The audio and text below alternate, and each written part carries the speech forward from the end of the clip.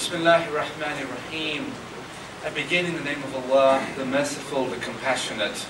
All praises to Allah, the Creator of the universes and their Sustainer, the Provider of the believers and the unbelievers. And may His choicest blessings be on the seal of His prophets, the last of His messengers and His holy progeny, and in particular on this sacred night in Muharram, may His incessant blessings ever continue on that leader of the martyrs, the holy grandson of the Holy Prophet, Abu Abdullah al-Husayn, salawatullahi alayhi. Salli ala Muhammadin wa Muhammad. Alhamdulillah, we have been able to discuss over the preceding nights how Karbala is really a call to transformation. It is alive, vibrant, and renewed every year through our new relationship to it. For our attendance at these gatherings is not just a form of ritual, but indeed a spiritual exercise. And the distinction between the two is the extent to which we bring our new life experiences. For we are different today than we were a year ago. And so we can look into the mirror of Karbala and see aspects of our own lives reflected back to us, such that we may use the opportunity of reflecting upon Karbala to raise ourselves once again. For that is what the sacrifice of Karbala was all about. Alhamdulillah, we've been able to consider the application of personal development from the teachings of Karbala in a number of ways, ranging from looking at the errors of the people of Kufa in the way that they neglected and reneged upon their commitment to the Imam, and to make sure that we are not doing the same. We are not selling out our values. We are not sacrificing the values that we claim to hold dear for the sake of short-term expediency. Secondly, we were able to look at the role of Amr bil Ma'ruf and Nahy anil Munkar, the idea of enjoining good and also warning against evil. Tonight, inshallah, we have the opportunity to expand our discussion still further by considering the examples of two other great personalities in the history of Karbala. And alhamdulillah, we are very well familiar with the history of Karbala. And so we can use this opportunity to go a little deeper, to look differently. And in particular, to look at the actual speeches delivered, not just by Imam Hussain alayhi salam, but also by some of these eminent people. For these were great personalities. And it helps us in our lives today, in 2011, to consider what they said over 1,000 years ago. Because human nature, unfortunately, hasn't evolved. The world may have, technology may have, but the core character deficiencies of human beings remain much the same. And to that extent, they are just as instructive to us today as they may have been 100 years ago to our predecessors. Let us consider how the journey has continued from our previous discussions. So, as Imam Hussain alayhi salam's caravan moved towards Sharraf, Imam Hussain alayhi salam instructed his people to refill all their water skins and to make sure that all their horses were well watered and to maximize their water capacity. For he knew what was about to come. For when they left Sharraf and they were on their way, two of the companions started calling Allahu Akbar because they thought what they saw on the horizon were trees. But their companions said there are no trees in this vicinity. And as they continued, they were able to see that what was glimmering in the distance was actually the tips of spears. And there were so many of them that they realized that this is an oncoming army. And so strategically they changed course and they went to a place called Dhu Hism, because it was a mountainous place which strategically provided some degree of protection. Because of course, let us not forget that Imam Hussain alayhi salam and his great companions were master strategists at battle. They were proven warriors. And so, because the time had not yet come for their sacrifice, they were able to utilize the diversity of military knowledge and strategic and tactical expertise at their disposal. And they did that. So they found Dhu Hism and they waited there. Sure enough, the army came closer. And this, of course, was the army of Hur. we are well versed with the history of Hur. Hur, of course, was one of the great warriors in the army of Yazid. But he was a man who had essentially a pure heart. And he never really expected that Ubaydullah ibn Ziyad and Umar al-Sa'd would actually end up martyring the Holy Imam. He just thought there was a way of potentially brokering peace among two divergent opinions. So as his army approaches, history narrates, and as we discussed earlier, the history that I'm using is based upon Abu Mikhnaf, one of the great historians of the history of Karbala. His father was a companion of Imam Ali alayhi salam, and he's regarded as robust and reliable both by Sunnis and by Shias. He's quoted by Tabari, he's quoted by Sheikh Mufid. So it is said that Hur's army had about 1,000 people in it. But when they arrived, we know well how thirsty they were. Not just they, soldiers, but also the animals of these soldiers. And when they arrived at where the Imam alayhi salam was, they were in such a state of disheveledness, such a state of thirst and hunger, that the Imam alayhi salam did not view them as the enemy army.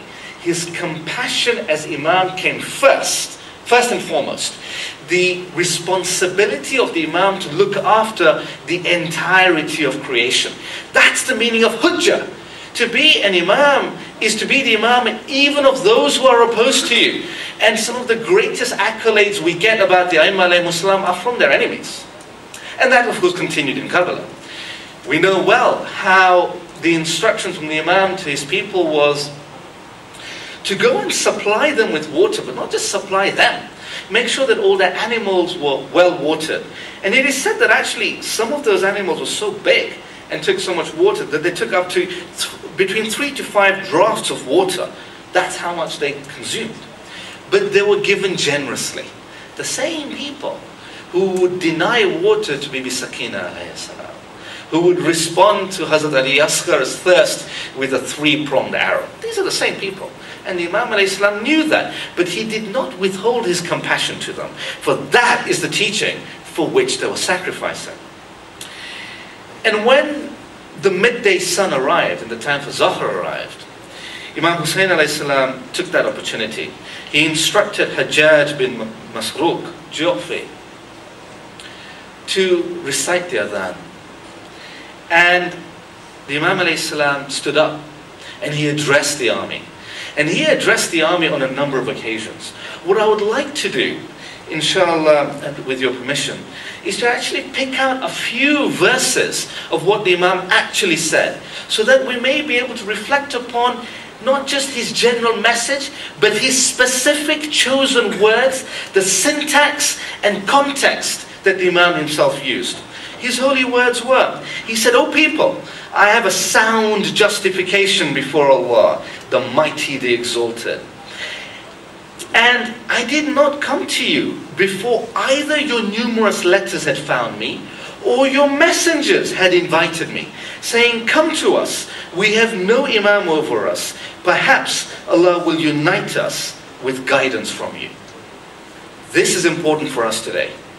For it means that whenever a person calls to an Imam for guidance, the Imam responds. So today, during Ghaibat al-Kubra, when we may not be able to see our Imam, when we are in need of guidance, the lesson of this speech of the Imam alayhi salam is that when a person calls for the guidance of an Imam, it is incumbent, it is obligatory upon an Imam to respond. We may not be at the spiritual level to perceive that response, but that does not mean the response doesn't come. And so in our lives, when we find confusions and difficulties, we must not hesitate to say, "Ya Sahibu Zaman adrikni, guide me, come to my help. We need your assistance." For this is the teaching of Imam alayhi salam, even to those who he knew would be hypocrites. That's the mark of his generosity. And he continued with his eminent akhlaq. He then, after the speech, says to Hur, "Would you like to lead your people in Salah, or would you like to join us?" Now Hur recognized the tremendous status of the grandson of the Holy Prophet. And he didn't have, one thing about Hur was that he did not suffer from the vice of arrogance. And we see how not suffering from arrogance is actually a source of salvation. And he responded, no, I will pray behind you, Yabna Rasulullah. And they had those prayers. Later in the afternoon, the time for Asr came. And at the time of Asr, the Imam alayhi salam, after Asr prayers, which he led, stood up once again and issued a second speech to the people. This time more hard-hitting, more forceful, and deeper in its theology. Consider his holy words. He says, "O people, if you are God-conscious," that's an important thing. The Quran is replete with instructions about being God-conscious, about having taqwa. And the Imam begins with this injunction that if you truly are people who are God-conscious, then reflect upon what you are doing. He continues, "O people, if you are God-conscious and are aware of the rights of those who are deserving of it, then Allah will be pleased with you. We are the family of the Prophet." Let nobody then say, "Oh, we didn't know who it was." Let nobody then say, as they tried in the court of Yazid, "Oh, these were rebels." That can never be said. For the truth was established repeatedly and from the very beginning right to the very end. We are the family of the Prophet who are more entitled to assume guardianship over you than these false claimants, Ubaydullah ibn Ziyad, Yazid, etc., who have no such right. They have brought oppression and enmity upon you. If you are averse to us and are ignorant of your rights, and if your opinion is different than what you had expressed in your letters. Remember yesterday we had discussed how Azra bin Qais, who had written letters to the Imam alayhi salam saying, "Come to us." Then he was in the army of Umar as-Sa'd, and when Umar as-Sa'd reached Karbala on the 3rd of Muharram and wanted to send an emissary to Imam Hussein alayhi salam, he called Azra because he was eminent. And he said, "Go to the camp of Hussein and ask them what their intention is regarding bayat to Yazid." Azra said, "I cannot relieve me of this responsibility, Umar, because I am one of the people who wrote to him. If I go and ask him, what is your purpose here? He will respond, well, I'm coming because you asked me to come here." Those are the same people he's responding to. He says, "Now if you've changed your mind, if you are averse to us and are ignorant of your rights and of our rights, and if your opinion is different than what you had expressed in your letters, in writing, and of what your messengers had conveyed verbally, then I will part company with you." Now, this is an act of great generosity. On the one hand, we had Yazid forcibly inflicting bayat upon people through violence. Here was an Imam who was willing to relinquish the bayah of those who had given it to him in writing. This is remarkable. And anyone of real thinking at the time should have reflected upon this. And there were such people. We will consider the history of Hud, but inshallah, time permitting, over the following nights, there are other examples of soldiers in the army who did think and did turn. Hur responds. He says, "By Allah, we know nothing of these letters that you mentioned." Imam Hussein alayhi salam retorted. He called Uqba bin Sim'an. He said to him, "Bring me the 2 saddlebags."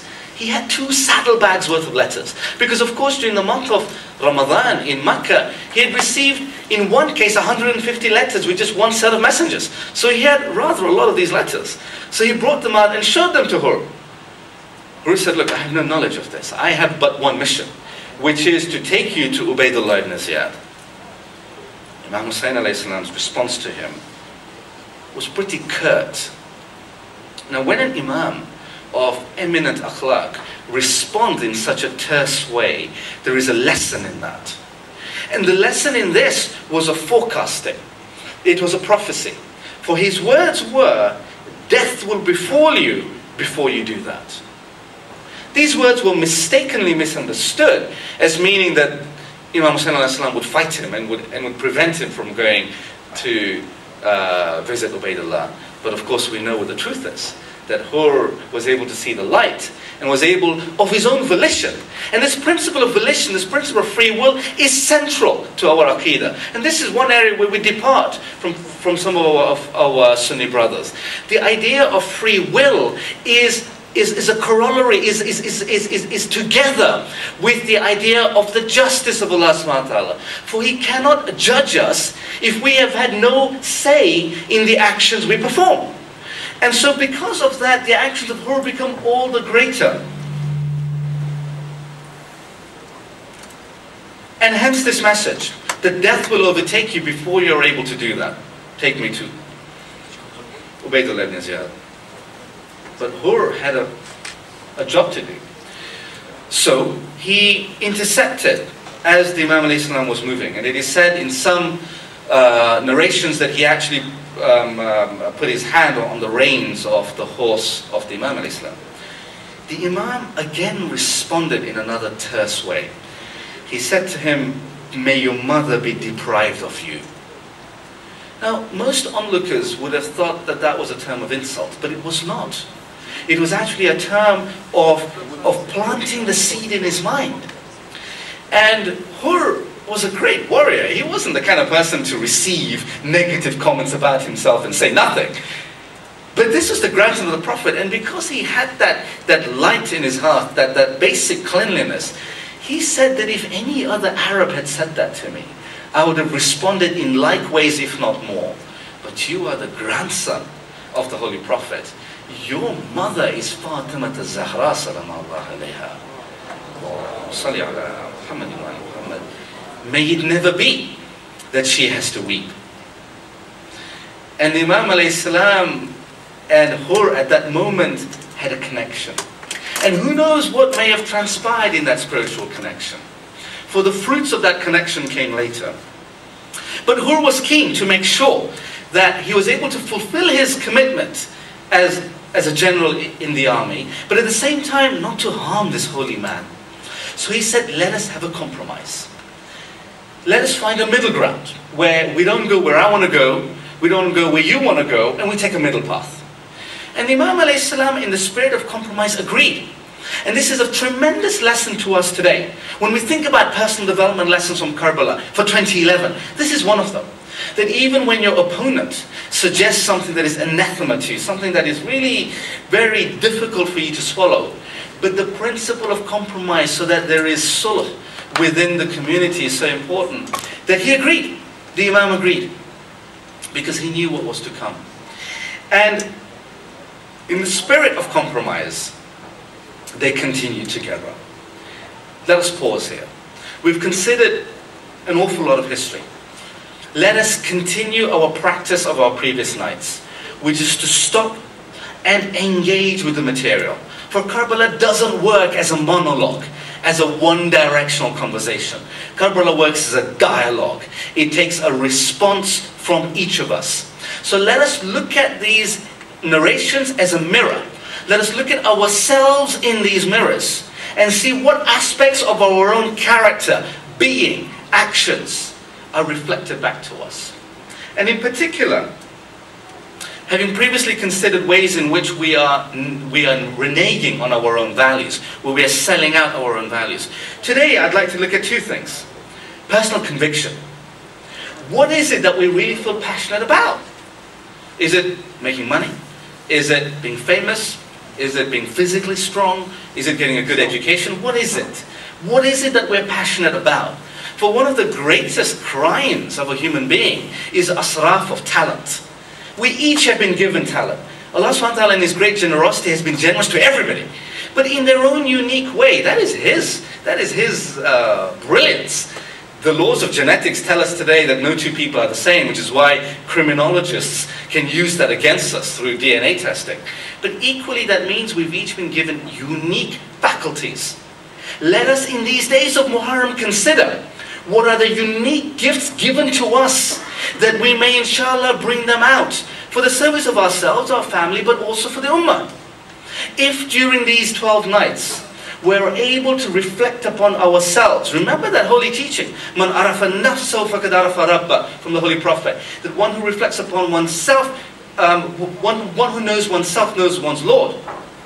Equally, that doesn't work in theory, it works only in practice. So let us think about at least one aspect of ourselves that we may be able to improve, that we may be able to bring to fruition This is a time for inspiration. Karbala is replete with inspiration. Let us refocus our attention. For those of us who are young and have our lives ahead of us, let us think, what really inspires me? What is my life really going to be about? What is going to be said about me when I'm no longer here? Conviction. Let us focus on conviction.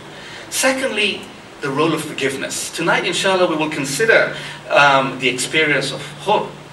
But one of his great teachings was forgiveness, that even when you've committed such a heinous act as leading the Imam alayhi salam to a barren desert with no water, and for his 4-year-old daughter to cry out al-atash in that anguish, in that pain of thirst, still there is redemption even for a person like him. So let us not allow shaitan to deceive us twice. The first time for having committed that sin, and the second time to keep us wallowing in that sin. Having dug that ditch in which we fell, let us not allow him to keep us in that ditch. Let us use Karbala as a golden rope by which to climb out of that ditch, such that we may seek Allah's forgiveness through His love for Imam Hussein alayhi salam, so that we may seek renewal, so that inshallah by the time we finish our Amal Ashura, we are renewed in our being, so that our response to Karbala, remember the response is obligatory, because Imam alayhi salam thought of us at every point. Let us remind ourselves yet again that one of his final acts on that important day of Karbala, during his final conversation with Imam Zain al-Abidin alayhi salam, was to send salams upon those who gather in his remembrance. He sent salams to us. However lowly we may be and however great he may be, he remembered us. That is his compassion to us. Let us not allow shaitan to cause us to forget that salam. For that salam is our cause of salvation. That is the soteriology within Shi'ism. That is the philosophy of salvation within our teachings. Let us not forget that. So when we reflect in the mirror of Karbala, let us think about the sins that we commit and seek forgiveness for them. For He is Arhamur Rahimin. No matter how great our sins may appear to us, His mercy is infinitely greater. Sabakat rahmatullah ghadabi. That His mercy eclipses His displeasure for His people. Let us move on in the interest of time to consider the example of a unique man. A man whose lessons can guide us as we shape our existence. A man for whom his faith was intertwined in the very fiber of his being. This was Nafi bin Hilal. As Imam was continuing, he suddenly stopped. And Hur asked him, why have you stopped? He said, I'm waiting for people. And this is the connection between the Imam and his followers. And sure enough, suddenly 4 riders came from the direction of Kufa. These were sincere people who had managed to break free from the embargoes imposed by Ubaydullah ibn Ziyad, because nobody was allowed to leave Kufa in case people went to support the Imam. These 4 people managed to escape Kufa. One of them was Nafi bin Hilal. He was a sincere supporter. And when he reached, Hur said, you've come from Kufa, you're not supposed to leave Kufa. You're not allowed to join Hussein alayhi salam. You have to, if anything, join my camp. Imam Hussein alayhi salam said, nothing doing. This is my Shia, and I will fight for him. This was the first time that the Imam had threatened to fight Hur. The first time. And it was for the fulfillment of the sincere desire of his Shia. This is the mark of Nafi bin Hilal. So he was accepted in. And we see some of his speeches. We have time to consider 2 aspects of his teachings. The first came at the point of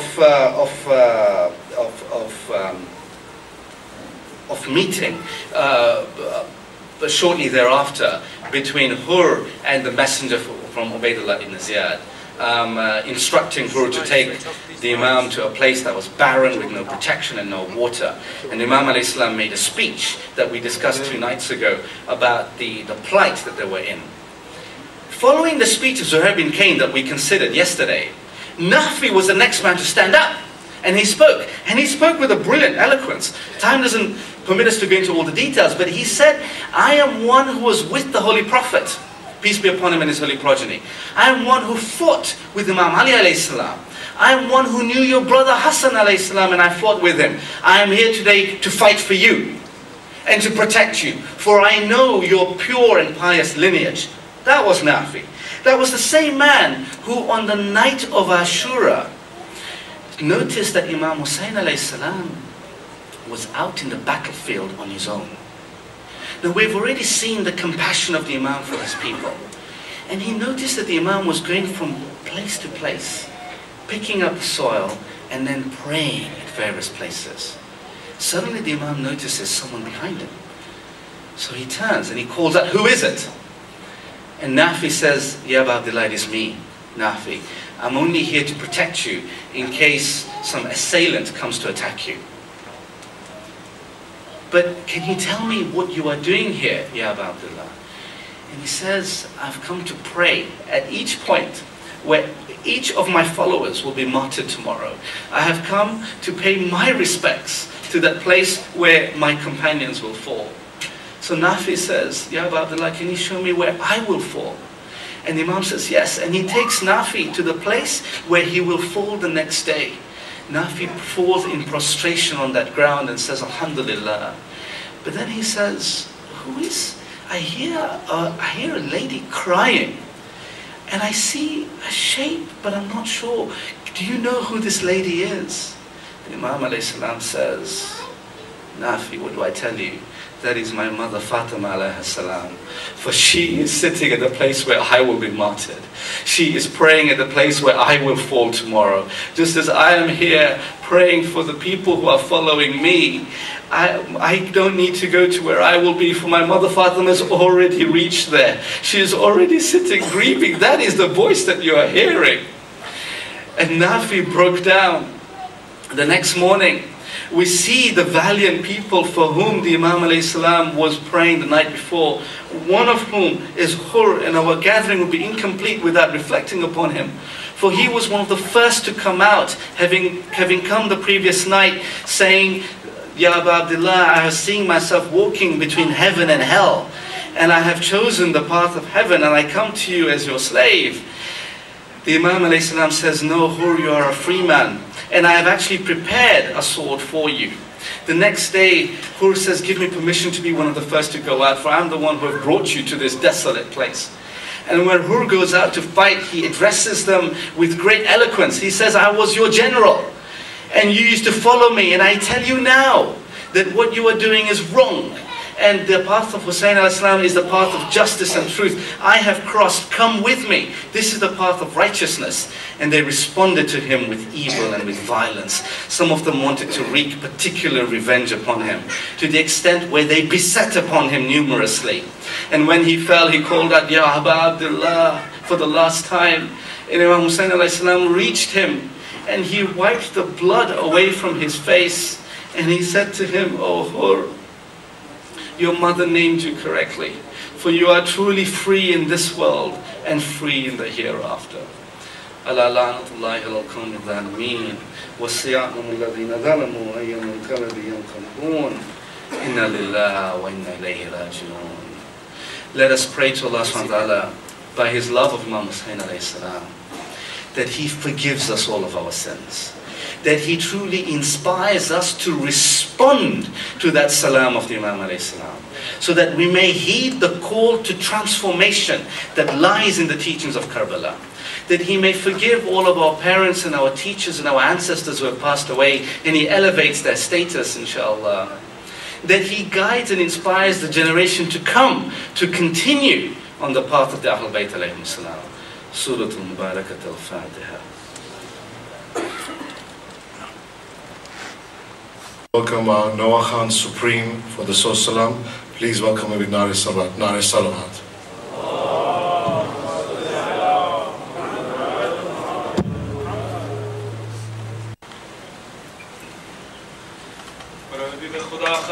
Muhammad salawat.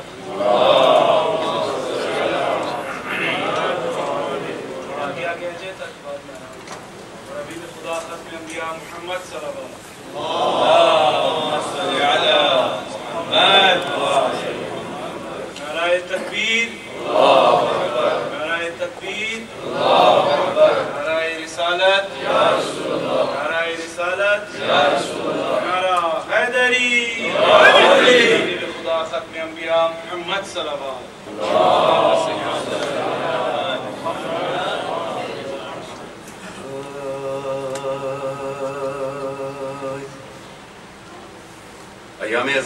ابتدائی دنوں میں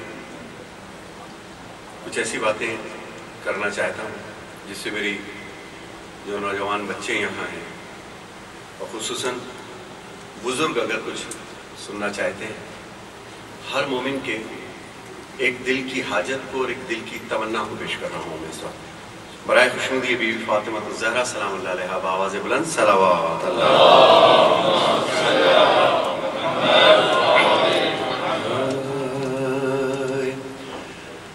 جب میری زندگی کا لبریز جام ہوگا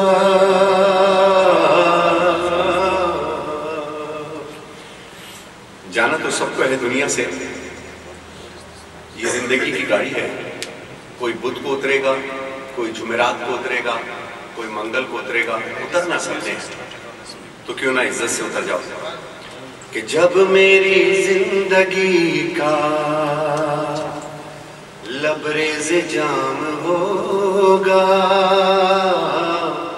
ہر قوم اپنے امام کے ساتھ محشور ہوگی, ذہن میں رکھیے گا. کہ جب میری زندگی کا لبریز جام ہوگا, اس دم لبوں پہ میرے, اس دم لبوں پہ میرے حیدر کا نام ہوگا. زندگی کا لبریز جام ہوگا, جب میری زندگی کا ماشاءاللہ لبریز جام ہوگا, جب میری سنیے گا سنیے گا لبریز جام ہوگا.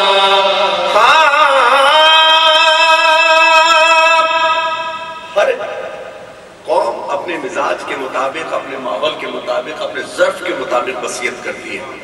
اب مومن کی وصیت کیا ہے, ماتمی کی وصیت کیا ہے, مولائی کی وصیت کیا ہے, وہ پیش کر رہا ہوں. جب میری زندگی کا لبریز جام ہوگا, خاک شفا کے ٹکڑے آنکھوں پہ میری رکھنا,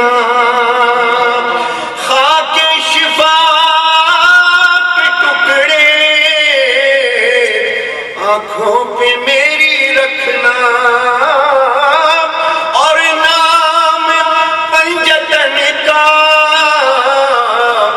میرے کفن پہ لکھنا, کہ بخشش کو میری کافی, بخشش کو میری کافی, یہ انتظام ہوگا, جب میری زندگی کا لبریز جام ہوگا, جب میری زندگی کا. کہ ڈھانپیں گے جب قریبی آ کر میرے بدن کو, کہ جب کفن دیا جائے گا, ڈھانپیں گے جب قریبی آ کر میرے بدن کو, کر لوں گا یاد اس دم مظلوم بے کفن کو, گو بند ہوگی آنکھیں, رونے سے کام ہوگا,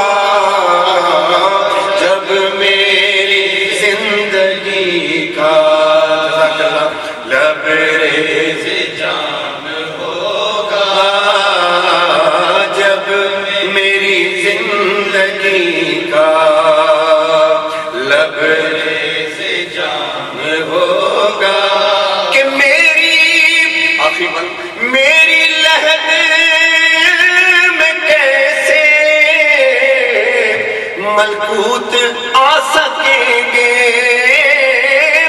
منکر نکیر کیسے مجھ کو ڈرا سکیں گے، کہ جب کہ میری لحد میں میرا امام ہوگا، جب میری زندگی کا لبریز میں ہوگا، جب میری زندگی کا لبریز میں ہوگا۔ نعرہ سلوات۔ قبلہ علی مقام اللہ مقامہ مولانا فیروز درادی صاحب کے صاحبزادے حبیب حیدر عابدی صاحب قبلہ یہاں پر ہے۔ قبلہ 6500 مقامات دنیا میں میں نے پڑھا ہے، اور یہ پایا کہ جو نوجوان عالم دین اور ہم وادیوں کو ظرف دیکھ کے بارش کو برساتے ہیں، حدیث قدسی، اللہ نے بہت آپ کو نوازا ہے، اور میری قوی امید ہے کہ اس دفعہ یہ نوجوان آپ کے علم سے ضرور استفادہ حاصل کریں گے۔ ابتدا میں جو آپ نے مجلس کا پڑھا تھا اسی کو تسلسل پیش کر رہا ہوں، اپنے استاد علی محمد سچے صاحب کا کلام میں یہاں پیش کر رہا ہوں۔ فاطمہ کے چین نے، فاطمہ کے چین نے عجب طرز بنائی ہے اور عجب لکھا ہے، سچے صاحب نظر سنیے گا۔ فاطمہ کے چین نے، فاطمہ کے چین نے، نبی کے نور عین نے، باخدا حسین نے اس دین کو بچا لیا۔ فاطمہ کے چین نے، نبی کے نور عین نے، باخدا حسین نے دین کو بچا لیا۔ اب میرے نوجوان بچے سنیں کیوں بچا لیا، کہ حرف آ رہا تھا دین مصطفیٰ کے نام پر، اور منبر رسول بک رہا تھا تخت شام پر، تو دین کی اساس نے، دست حق شناس نے، امت محمدی کو خواب سے جگا دیا، دین کو بچا لیا۔ فاطمہ کے چین نے، نبی کے نور عین نے، باخدا حسین نے دین کو بچا لیا۔ ایک لاکھ کلمہ پڑھنے والے تھے، گواہی سننا، 1 لاکھ کلمہ پڑھنے والے تھے نبی مدینے کے اندر، مگر یزید نے نعوذ باللہ قرآن پر شراب رکھی اور رکھ کے کہا کوئی وحی نہیں آئی تھی، کوئی پیغمبر نہیں تھا، کوئی حدیث نہیں تھا۔ یہ الفاظ تھے نا اس کے جو آج بھی عربی ادب میں موجود ہیں۔ کوئی نہ بولا، بولا وہی جس کا گھر تھا، جس کا قرآن تھا، کہ ہر طرف سے بند ہو چکے تھے حق کے راستے، خون مانگتا تھا دین زندگی کے واسطے، تو دین کے اصول نے، نائب رسول نے زندگی کا قرض اپنے خون سے چکا دیا، دین کو بچا لیا۔ فاطمہ کے چین نے، نبی کے نور نے، باخدا حسین نے دین کو بچا لیا۔ سنیے کہ امیر شام بن گیا تھا سانپ آستین کا، اور خسروی کے سر پہ رکھ رہا تھا تاج دین کا، تو بادشاہ دین نے ایک بوریا نشین نے آرزو خسروی کو خاک میں ملا دیا، دین کو بچا لیا۔ فاطمہ کے چین نبی کے نور عین نے، باخدا حسین نے کو بچا لیا۔ مجلس کا مقصد پیش کر رہا ہوں، مولانا حبیب قادر صاحب اور میں کوشش کریں گے کہ مجلس سمجھ میں آئے. دین کو بچا لیا کہ پھر سے شرک کی طرف پلٹ نہ جائے آدمی, راہ مستقیم سے بھٹک نہ جائے آدمی. شاہ تشنا کام نے وقت کے امام نے حق کی راہ پر لہو سے ایک دیا جلا دیا, دین کو بچا لیا. فاطمہ کے چین نے, نبی کے نور عین نے, با خدا حسین نے دین کو بچا لیا. جملہ سنیے گا جملہ سنیے گا سچے بہن کے انداز سے لکھا ہے. مجلس کا مقصد پیش کر رہا ہوں اور روزانہ اس طریقے کے کلام انشاءاللہ وقت پہ آئیے گا, ہم لوگ پیش کریں گے اس کو کہ حلق بے زبان. مولا نے کام کیا کیا کہ حلق بے زبان سے ظلم کی کمان توڑ دی, شہرگ گلو سے خسروی کی تھال موڑ دی. نازش حیات نے اس فخر کائنات نے سر کٹا کے آدمی کا سر بلند کر دیا, دین کو بچا لیا. فاطمہ کے چین, نبی کے نور عین نے, با خدا حسین نے دین کو بچا لیا. فاطمہ کے چین نے, نبی کے نور عین نے, با خدا حسین نے. یہ بند دیکھئے گا آخری بند بچا لیا. کہ بڑھتے بڑھتے بات جب اصول دین پہ آ گئی, اب میری طرف دیکھتے رہیے گا, بڑھتے بڑھتے بات جب اصول دین پہ آ گئی اور یزیدیت کی شکل میں عروج پا گئی.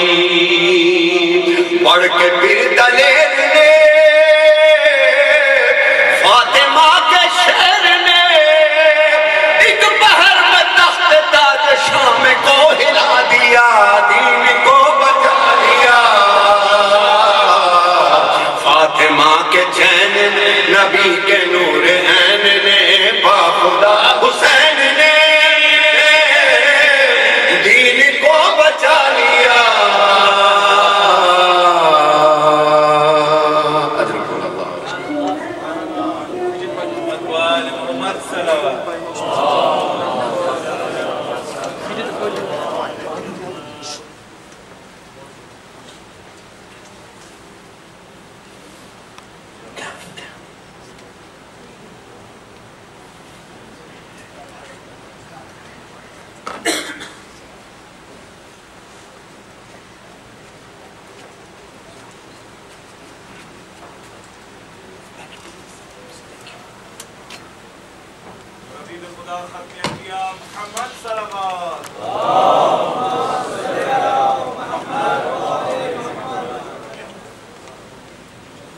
Assalamu alaikum mu'minin.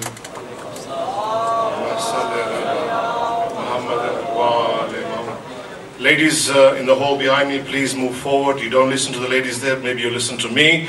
Can you kindly move forward? There are a lot of people coming in. Please move with the Nare Salawat, Nare Salawat.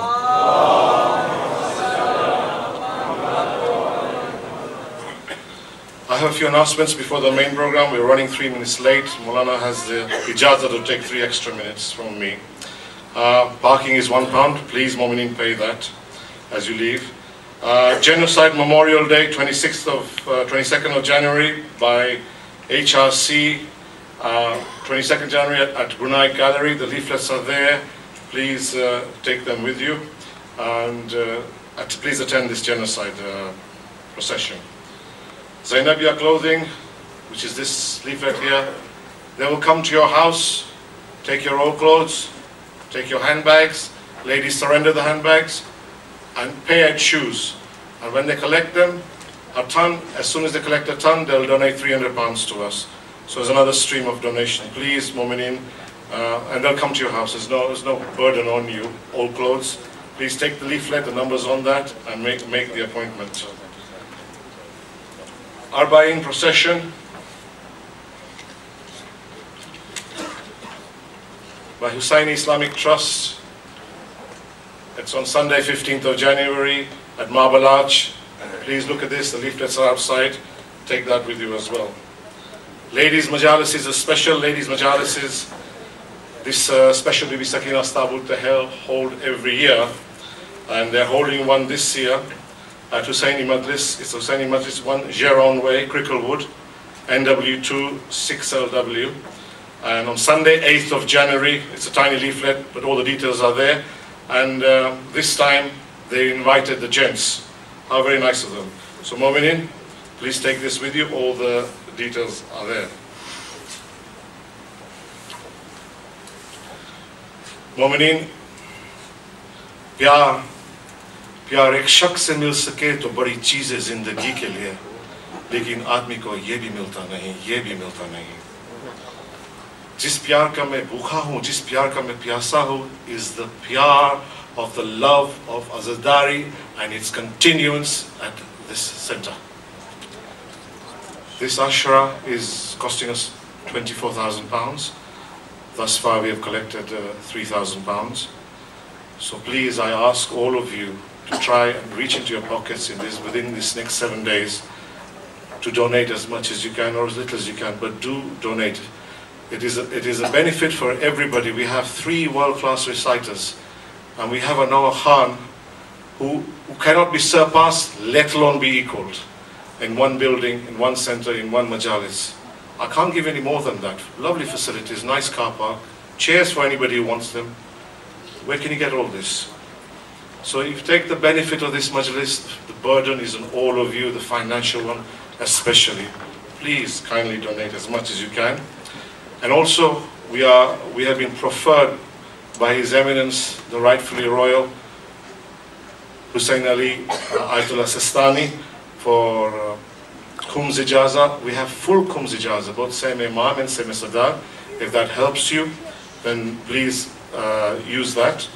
We have a standing order form as well, if that helps you. Well done.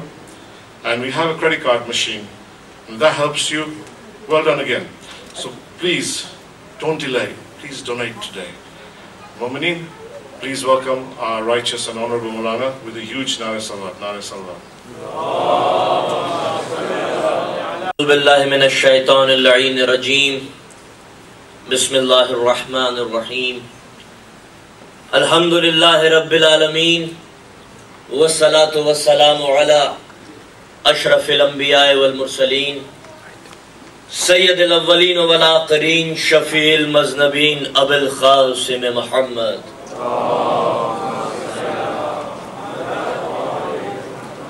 وخاتم النبیین واہل بیتہ الطیبین الطاہرین المعصومین المظلومین المنتجبین ولعنۃ اللہ علی اعدائہم اجمعین اما بعد فقد قال اللہ سبحانہ فی کتاب المبین وهو أصدق الصادقين بسم الله الرحمن الرحيم الله ولي الذين آمنوا يخرجهم من الظلمات إلى النور والذين كفروا أولياءهم الطاغوت يخرجنهم من النور إلى الظلمات أولئك أصحاب النار هم فيها خالدون. صلوات پڑھیں محمد و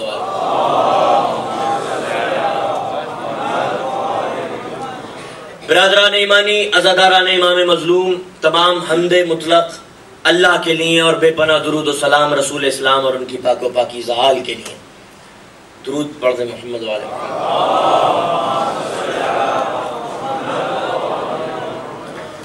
یقیناً ہم شکر گزار ہیں آپ مومنین کے، آپ عزاداروں کے، کہ جس نیت کے ساتھ اور جذبے کے ساتھ آپ ایام عزا کی ان مجلسوں کو اور کلام کو سماعت فرما رہے ہیں. یقیناً قابل تعریف ہے. پروردگار عالم محمد و آل محمد کے صدقے میں آپ سب کو سلامت رکھے. بزرگوں کو، ان کے بچوں کو، سب لوگ قائم اور دائم رہیں. اور ہم شکر گزار ہیں ہمارے فخر قوم و ملت ندیم سرور صاحب کے، کہ جس نورانیت کے ساتھ وہ یہاں پر پڑھ رہے ہیں، واقعاً یہاں کی نورانیت اور ہمارا جذبہ ایمانی دوبالا ہو رہے ہیں. صلوات پڑھیں محمد و آل محمد.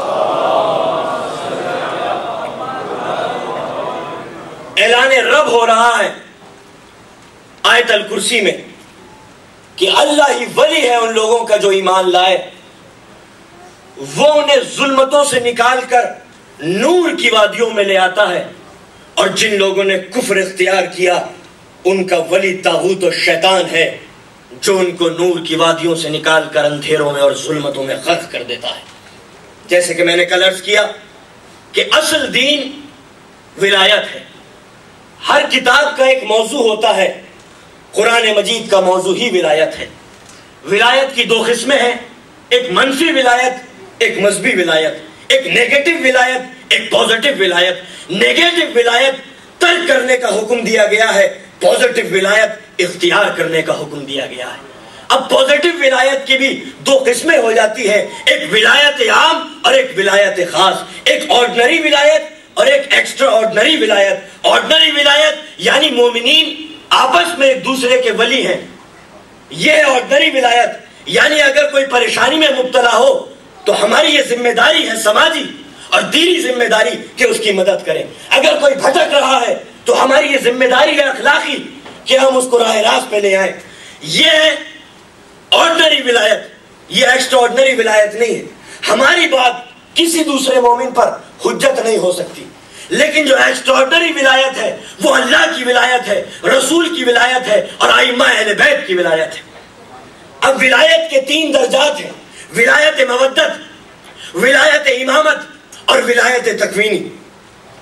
جب دلوں پر اقتدار ہو تو اسے ولایت مودت کہتے ہیں، جب دین پر اقتدار ہو تو اسے ولایت امامت کہتے ہیں، جب کائنات پر اقتدار ہو تو اسے ولایت تکوینیہ کہتے ہیں۔ محمد و آل محمد کی مقرب ترین ہستیاں وہ ہیں جن کا اقتدار دلوں پر بھی ہے، دین پر بھی ہے، کائنات پر بھی ہے۔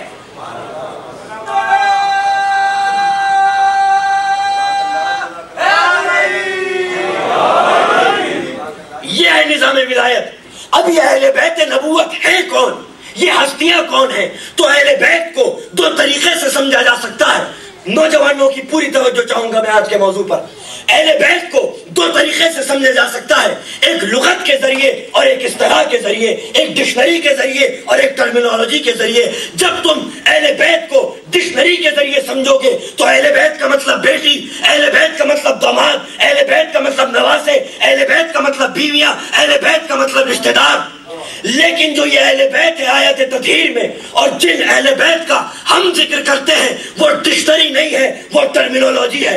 ڈکشنری اور ہوتی ہے، ٹرمینالوجی اور ہوتی ہے، لغت اور ہوتی ہے، اصطلاح اور ہوتی ہے۔ جب لغت سے سمجھو گے تو اہل بیت کا مطلب رشتہ دار، گھر والے، جو بھی گھر میں رہتا ہے وہ اہل بیت کہلاتا ہے۔ مگر یہ جو اہل بیت ہے یہ ڈکشنری نہیں ہے، یہ لغت نہیں ہے، بلکہ یہ اصطلاح ہے، یہ ٹرمینالوجی ہے ان خاص ذہنوں کے لیے کہ جو ہم ذہن رسول ہو، ہم کردار رسول ہو، ہم فکر رسول ہو، جن کے افکار کے سانچے معبود نے ایک جیسے ڈالے ہوں، جن کا سطح شعور ایک جیسا ہو، جن کا مینٹل لیول ایک جیسا ہو، ان کا اصطلاحی نام ہے اہل بیت نبوت۔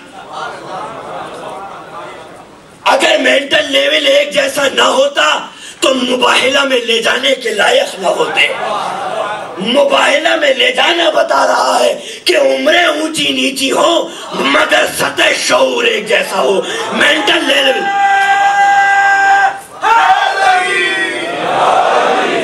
سطح شعور ایک جیسا ہو، مینٹل لیول ایک جیسا ہو۔ انہی ہستیوں کو جن کی تخلیق ایک نور سے ہوئی ہے ان کا اصطلاحی نام ہے اہل بیت نبوت۔ اگر مینٹل لیول ایک نہ ہوتا تو یہ لوگ کبھی مباہلہ میں نہ جاتے۔ اعلان ہو گیا ابنانا و ابناکم ونسانا و نساکم وانفسنا و انفسکم، جتنے نفس لانا چاہتے ہو اتنے نفس لیاؤ، جتنے بیٹے لانا چاہتے ہو اتنے بیٹے لیاؤ، جتنی عورتیں لانا چاہتے ہو اتنی عورتیں لیاؤ۔ آیت میں پوری گنجائش تھی جتنے لانا چاہتے ہو، لیکن رسول اسلام ابنانا کے ابناکم کی جگہ لے گئے حسن و حسین کو، انفس کی جگہ لے گئے مولا کائنات کو، عورتوں کی جگہ لے گئے بی بی زہرا کو۔ تو کیا ہوا؟ آیت میں تو گنجائش تھی مگر کائنات کے صرف میں گنجائش نہیں تھی کہ ان کے علاوہ کوئی اور آ سکتا۔ اعلان ہو گیا آ جاؤ. یہ ہوا کیوں؟ سب کو پتا ہے. نجران کے عیسائیوں نے میٹنگ کی, کہا بھائی یہ دین بہت تیزی سے پھیل رہا ہے, اس کی وجہ کیا ہے؟ چرچا ہوئی اس بات پر, تو پتہ چلا اخلاق محمدی. اخلاق محمدی وہ چیز ہے جس کی بنا پر دین اسلام پھیل رہا ہے. یہ ڈیلیگیشن مدینے میں آ گیا, یہ سمجھے کہ جیسے اور بادشاہ ہوں گے ویسے ہی محمد بھی بادشاہ ہوں گے. دین کا بہانہ بنایا ہوگا معاذ اللہ حکومت حاصل کرنے کے لیے. یہ لوگ مدینے آ گئے لباس زرعی پہن کر, سر پہ تاج. اس عالم میں جب اندر آئے رسول اسلام نے ان کو دیکھا تو رخ پھیر لیا. انہوں نے کچھ گفتگو کرنا چاہی, رسول اسلام نے رخ پھیر لیا. یہ لوگ باہر آ گئے. ایک شخص ان کو مل گئے, عموماً یہی ملا کرتے تھے پہلے. انہوں نے کہا بھائی اتنے بڑے بادشاہ کے دربار میں جا رہے ہو بنا وکیل کے؟ کہا ہم تو جانتے نہیں ہیں. کہا مجھے وکیل کر لو, تھوڑی سی فیس لگے گی. یہ آپ کا تاج بہت خوبصورت ہے, لباس کا تو جواب نہیں, اور آپ کے ہاتھ میں جو یہ انگوٹھی ہے اس کا تو جواب ہی نہیں, بہت ہی نفیس و نایاب ہے. اگر یہ سب مجھے مل جائے تو میں وکیل بن کے تمہارے ساتھ لے چلوں. انہوں نے انگوٹھی بھی اتار دی, تاج بھی اتار دیا, لباس زرعی بھی اتار دی. کہا ہم کو محمد رسول اللہ کی بارگاہ میں لے چلنا کر. اگلے دن یہ لے کے گئے. رسول اسلام نے وکیل سے بھی منہ پھیر لیا, موکلوں سے بھی منہ پھیر لیا. اگلے دن یہ باہر آئے تو پھر ایک شخص مل گئے. انہوں نے کہا بھائی یہ ذرا بزرگ زیادہ ہیں, میں نوجوان ہوں, مجھے ذرا لے کے چلو. فیس تھوڑی اور زیادہ لگے گی, کل جتنی لگی تھی. میں ذرا اندر سے بھی سفارش کروا دوں گا. یہ لے کے گئے. جب پہنچے تو رسول اسلام نے پھر وہی انداز کہ وکیل سے بھی اور موکلوں سے بھی منہ پھیر لیا. جب یہ باہر آئے تو مولا کائنات ان کو مل گئے. فرماتے ہیں مولا کہ تمہیں پتہ نہیں کہ یہ کوئی بادشاہ نہیں ہے جیسے دنیاوی بادشاہ ہوتے ہیں, بلکہ یہ پیغمبر ہے, یہ نبی ہے. ان کی بارگاہ میں آؤ تو یہ زرین لباس اتار دو اور سادہ لباس پہن کے آ جاؤ. اگلے دن جب یہ مولا کائنات کے ساتھ گئے تو رسول اسلام ان کی تعظیم کے لیے کھڑے ہو گئے. تو جن کی سفارش رسول اللہ کی بارگاہ میں کام نہ آ سکی, ان کی سفارش آخرت میں کیسے کام آئے گی؟ اور اگر علی کرتے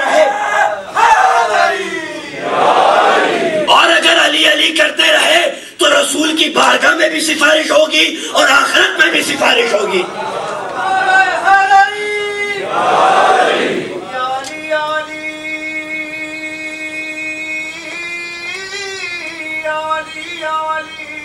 ہر گھڑی اور کلی کر کے ذکر علی لگے نعرہ حیدری,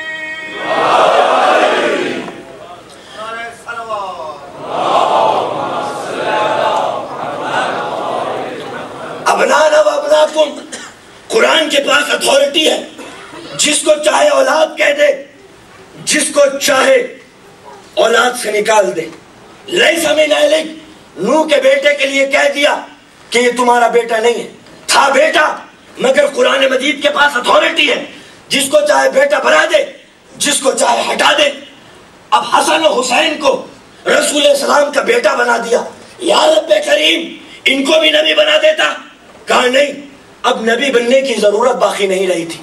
اس لیے کیونکہ نبوت کا کام کیا ہے؟ تنزیل کمال. امامت کا کام کیا ہے؟ تقسیم کمال.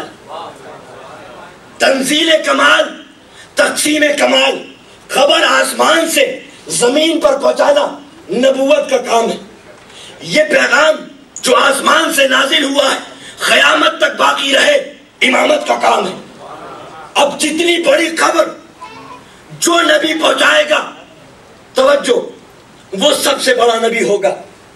جتنی خبر بڑی ہوگی نبی اتنا بڑا ہوگا. آسمانوں میں علی کی ولایت کے بعد اس سے بڑی کوئی خبر موجود نہیں رہی تھی. اس لیے رسول اسلام ختم الانبیاء تھے, کیونکہ انہوں نے غدیر قم کے میدان میں کہہ دیا تھا من کنت مولا فہذا علی المولا.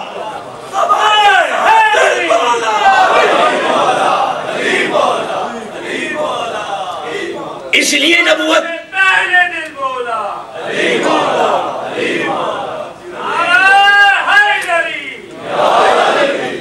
اس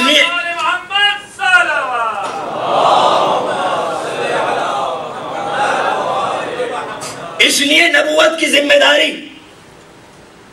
اٹھانے کی کوئی ضرورت نہیں تھی. اس کے بعد اگر مسلمانوں سے کہہ دے کہ ایک صدیقہ کی ضرورت ہے, ایک صادق کی ضرورت ہے, ایک صدیقہ کی ضرورت ہے, ایک صدیق کی ضرورت ہے, تو ایک ہی گھر سے لے آتے, یہی صدیق ہے, یہی صدیقہ ہے.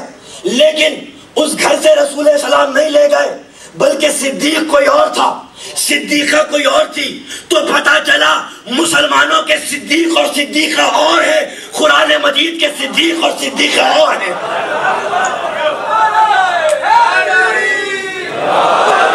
رسول اسلام نے ڈیزائن بدل دیا مباہلہ کا, جو ہر جنگ میں آگے آگے وہ اس جنگ میں پیچھے پیچھے. کہا کیوں؟ کہا اگر یہ اس جنگ میں آگے رہتا تو نجران کے سارے عیسائی, سارے بشاپ اپنی اپنی شوپیں بند کر کے بھاگ جاتے اور کہتے کہ یہ مباہلہ نہیں تھا, مقابلہ تھا. بڑا بھاری پہلوان ہمارے مقابلے میں آ گیا تھا, خیبر کو کھاڑنے والا, خندق کو پھاٹنے والا, یہ سارے بھاگ جاتے. تو مباہلہ کی جنگ علی کی شجاعت کے نام جھوٹتی, علی کی صداقت کے نام نہیں. ڈیزائن بدل دیا, جو آگے آگے وہ اب پیچھے پیچھے. گود میں حسین, انگلی پکڑے ہوئے حسن. میں کہوں رسول اللہ, سینیورٹی کا یہ تقاضا ہے کہ آپ کو زیب نہیں دیتا کہ آپ نواسوں کو گود میں لے کے جائیں. کوئی یہاں پر منسٹر ہو جائے, گورنر ہو جائے, تو کبھی نہیں دیکھا ہوگا آفس ہاؤس میں بچوں کو لے کے جا رہا ہے گود میں لیا ہوا, کبھی نہیں دیکھا ہوگا. کیوں؟ سینیورٹی کا تقاضا ہے, منصب کا تقاضا ہے. لیکن رسول اسلام آفیشل ڈیلیگیشن میں جا رہے ہیں اسلام کے, گود میں امام حسین, انگلی پکڑے ہوئے امام حسن.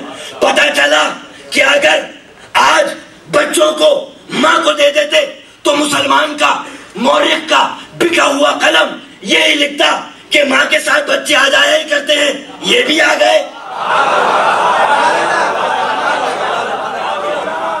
مگر رسول اسلام نے حسین کو گود میں لے کے حسن کی انگلی پکڑ کے یہ بتا دیا کہ ان کو بچے مت سمجھنا, یہ بچے نہیں ہیں, تو عید کو بچانے والے سچے ہیں.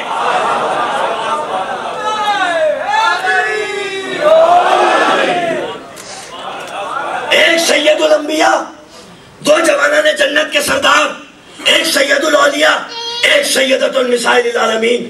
پتہ چلا جو سردار تھے وہ مباہلہ میں چلے گئے, جو غلام تھے وہ مدینے میں رہ گئے. صلوات پڑھ دے محمد و آل محمد.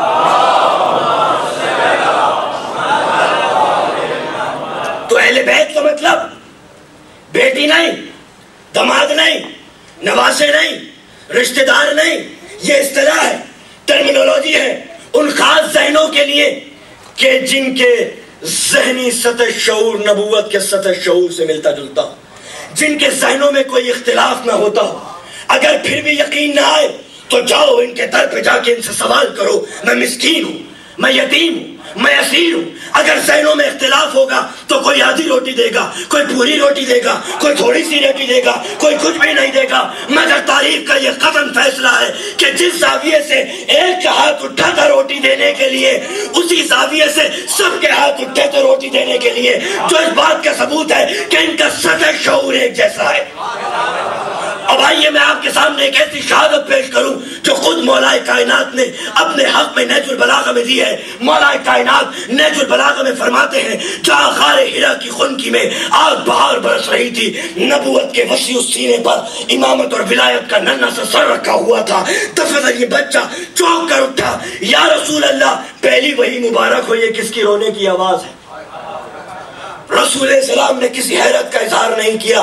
علی ابھی تو تمہاری عمر 10 برس ہے, نہ تم کالج گئے, نہ اسکول گئے, نہ کنڈر گارٹن گئے, نہ یونیورسٹی گئے. تم یہ بھی جانتے ہو کہ میں اللہ کا رسول ہوں, تم یہ بھی جانتے ہو کہ یہ کلام الہی ہے, تم یہ بھی جانتے ہو کہ یہ جبرائیل امین ہے, یہ نہج البلاغہ کا رسول ہے, کسی اور کتاب کا نہیں کہ وحی کے بعد بخار آ جائے.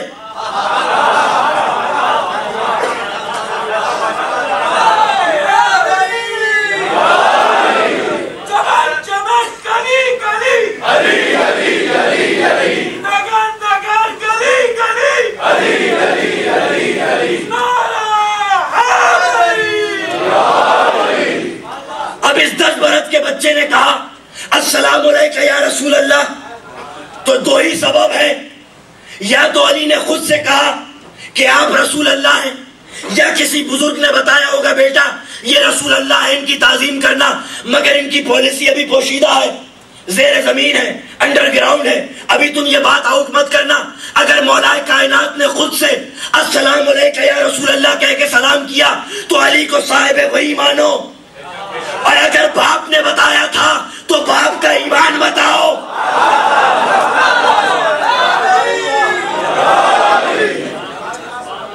رسول اسلام نے کسی حیرت کا اظہار نہیں کیا, بلکہ خوشیوں کے ساتھ, استقلال کے ساتھ, پوری آمادگی کے ساتھ ایک مرتبہ نبوت کے مسکراتے ہوئے چہرے نے ولایت کے چہرے کی طرف نظر ڈال کے تاریخی جملہ کہا, علی تم وہی دیکھتے ہو جو میں دیکھتا ہوں, تم وہی سنتے ہو جو میں سنتا ہوں, بس فرق یہ ہے کہ تم میرے بعد نبی نہیں ہو بلکہ میرے جانشین پر حق ہو. یہی سبب ہے, یہی وجہ ہے کہ دنیا بزم میں بیٹھتی تو تھی مگر ان آوازوں کو سننے سے قاصر تھی جو اجسام قدسیہ کی آوازیں ہیں. فاطمہ بنت اسد کہتی ہیں, عمران ابو طالب تم نے کس بچے کو میری گود میں لا کے دے دیا؟ میں ہر وقت اجسام قدسیہ کی آوازیں سنتی ہوں, کوثر و تسنیم کے چھلکنے کی آوازیں سنتی ہوں, وہ آوازیں سنتی ہوں جو جنت میں رہنے والوں کی آوازیں ہیں. اب سمجھ میں آیا کہ پورے گھرانے کا مینٹل لیول ایک جیسا تھا. مولا کائنات اتر گئے کنویں میں, علامہ مجلسی نے اس روایت کو بیان کیا ہے, اتر گئے کنویں میں جنات سے جگڑنے کے لیے. بہت دیر ہو گئی, مولا کائنات نہیں پلٹے. صحابہ کرام پریشان ہے کہ مولا کائنات کہاں چلے گئے, آپ کی زندگی سے مایوس ہونے لگے. کنویں میں منہ ڈالا, یا علی آپ کہاں ہیں, یا علی آپ کہاں ہیں, یا علی آپ کہاں ہیں, یا علی آپ کہاں ہیں. کوئی آواز نہیں آئی, کوئی آواز نہیں آئی, کوئی آواز نہیں آئی. جبرائیل امین نازل ہوئے, یا رسول اللہ, اللہ فرماتا ہے کہ میرے نام کا ڈوبا ہوا جنگ میں مجاہد جب تک کسی کی آواز نہیں سنے گا جب تک اس کو کوئی اس کا ہم جنس نہ پکارے. رسول اسلام کنویں کے نزدیک گئے, منہ ڈالا, اینا اینا انت یا اخی, اے میرے بھائی تم کہاں ہو؟ ابھی عقی کے یہ کی بازگشت اور گونج کنویں میں باقی تھی کہ آواز آئی, لبیک یا نبی, لبیک یا نبی, لبیک یا نبی. یہ تو اسی دن طے ہو گیا تھا نا کہ بشر کی نوعیت اور ہوتی ہے, حجت خدا کی نوعیت اور ہوتی ہے.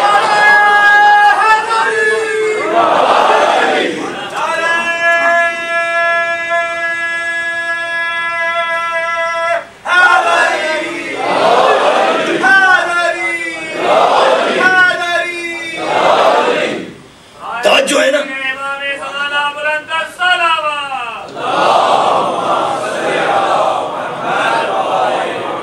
تو اہل بیت ڈکشنری سے مت سمجھو, اہل بیت ٹرمینالوجی سے سمجھو. دنیا نے غلط سمجھا, دنیا سمجھا جو یہ اہل بیت ہے یہ ڈکشنری سے سمجھا جائے گا. بیٹی, داماد, رشتہ دار, نواسے, جبھی نقلی بیٹیاں بنانے کی ضرورت پڑی, جبھی نقلی داماد بنانے کی ضرورت پڑی تاکہ یہ صاحب شرف بن جائے. دنیا غلط سمجھی مومنو عزادارو, دنیا سمجھی کہ یہ بیٹی ہے جس کی رسول تعظیم کر رہے ہیں. یہ بیٹی نہیں تھی جس کی رسول تعظیم کر رہے تھے, یہ سلطنت مملکت اسلام کی تاجدار مطلق اول و آخر تھی کہ جس کی تعظیم کرنا, جس کی تعظیم کرنا رسول کے منصب پر واجب تھا, رسول کی ذات پہ نہیں.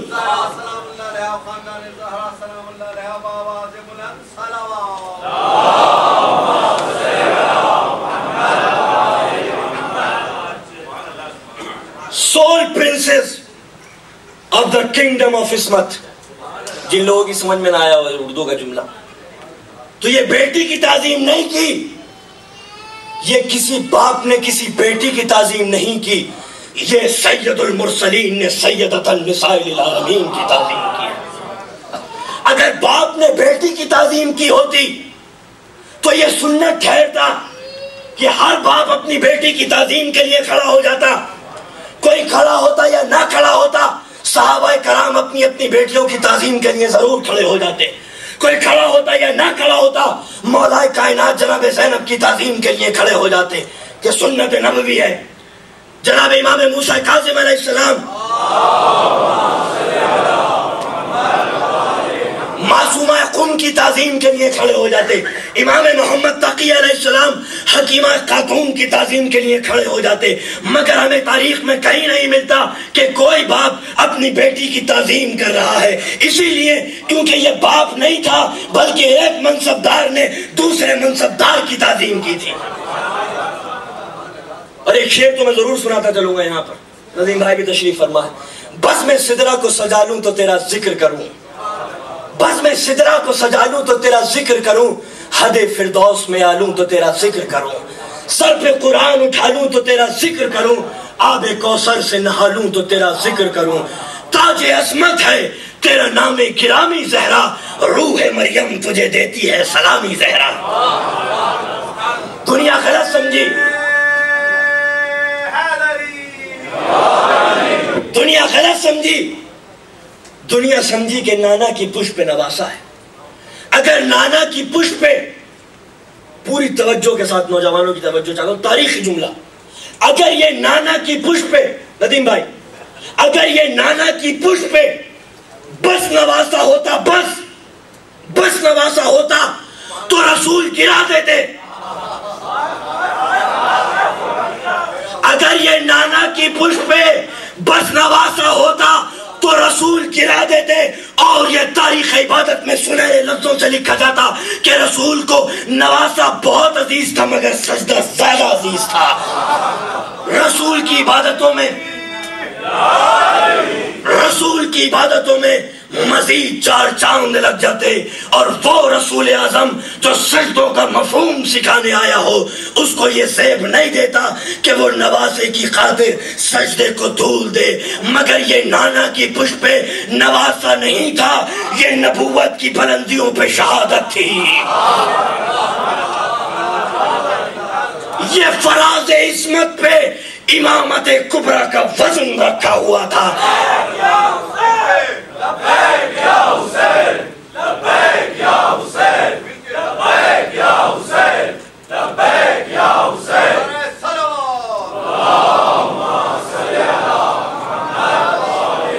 جیسے ہی نبوت کی پیشانی سجدہ ریز ہوئی، ایک بچہ صحابیت کی صفوں کو چیرتا ہوا نبوت کی پشت پہ سوار ہو گیا، جبرائیل امین نازل ہوئے، اے میرے منصبدار رسالت، اللہ کا یہ قطعاً فیصلہ ہے کہ جب تک یہ بچہ اپنی رضا و رغبت سے نہ اتر جائے سجدے کو دھول دیتے رہو۔ نبوت کی پیشانی سجدہ ریز رہی، اگر قیامت تک حسین نبوت کی پشت پہ سوار رہتے تو نبوت کی پیشانی سجدہ ریز رہتی، نبوت کی پیشانی سجدہ ریز رہی، اور نبی نے 70 مرتبہ کہا سبحان ربی الاعلیٰ و بحمدہ، سبحان ربی الاعلیٰ و بحمدہ، سبحان ربی الاعلیٰ و بحمدہ۔ اب حسین نام نہیں ہے نواسے کا، سجدوں کی آبرو کو حسین کہتے ہیں، جو خود روح سجدہ ہے، جو خود روح عبادت ہے۔ اگر حسین کی تعظیم کرنا عرش کے مسلوں سے کمتر ہوتا تو فرشتے کبھی عرش کے مسلے چھوڑ کے فرش پہ نہ آتے۔ کسی نے فخر نہیں کیا اپنی عبادتوں پہ، فخر کیا ہے تو اس بات پہ کیا ہے کہ میں نے حسین کا جھولا جھلایا ہے۔ اب یہ اور بات ہے کہ نظام اسلامی کو ضرورت تھی ایک زکیہ قدسیہ طاہرہ حریہ بطول کی۔ اب یہ بطول جہاں بھی ہوتے نبی اس کے دروازے پہ پہنچ جاتے اور سلام ادب بجا لاتے۔ اب یہ اللہ کو گوارا نہیں تھا کہ زحمتیں اٹھائیں جناب خدیجۃ الکبریٰ اور رسول اسلام سیدۃ النساء العالمین کے لیے کسی اور کا در تلاش کریں، تو جس کو بیٹی بنایا تھا، جو سیدۃ النساء العالمین تھی، اسے بیٹی بنا دیا۔ نبی کے دین کو ضرورت تھی ولیوں کے ولی کی، یہ علی جہاں بھی ہوتا نبی اس کے پاس پہنچ جاتے۔ نبی کے دین کو ضرورت تھی جوانان جنت کے سرداروں کی، یہ سردار جہاں بھی ہوتے نبی جاتے اور اپنے کاندھے پہ بٹھا لیتے۔ اب یہ کیسے گوارا کرے پروردگار عالم کی غیرت کہ زحمتیں اٹھائیں حضرت ابو طالب اور ولیات کی خاطر نبی کسی اور کے در پہ جائیں، تو جس در سے ولی ملا تھا اسی در سے بھائی علی بھی مل گیا۔ مگر یہ ولی پہلے ہے بھائی بعد میں، توجہ، یہ ولی پہلے ہے بھائی بعد میں ہے، یہ سیدۃ النساء العالمین پہلے ہے بیٹی بعد میں ہے، یہ جوانان جنت کے سردار پہلے ہیں نواسے بعد میں ہیں۔ بیٹی سیدۃ النساء العالمین نہیں بنی، سیدۃ النساء العالمین تھی جو بیٹی بن گئی۔ بھائی علی ولی نہیں بنا بلکہ ولیوں کا ولی تھا جو بھائی علی بن گیا۔ نواسے جوانان جنت کے سردار نہیں بنے، جوانان جنت کے سردار تھے جو نواسے بن گئے۔ ورنہ آپ ایمان سے بتائیے مومنوں کہ یہ رشتے بیٹی नवासे, दामाद, भाई, ये तो इस दुनिया में आने के बाद बने हैं ना, मगर आलम अनवार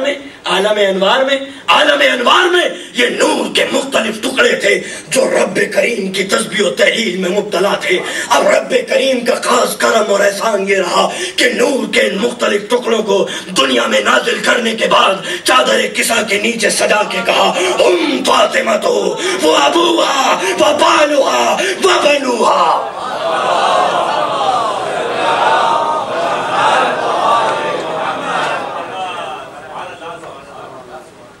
वक्त इतनी तेजी से गुजरता चला जाता है, समझ में नहीं आता। सलावत पढ़े मोहम्मद वाले मोहम्मद।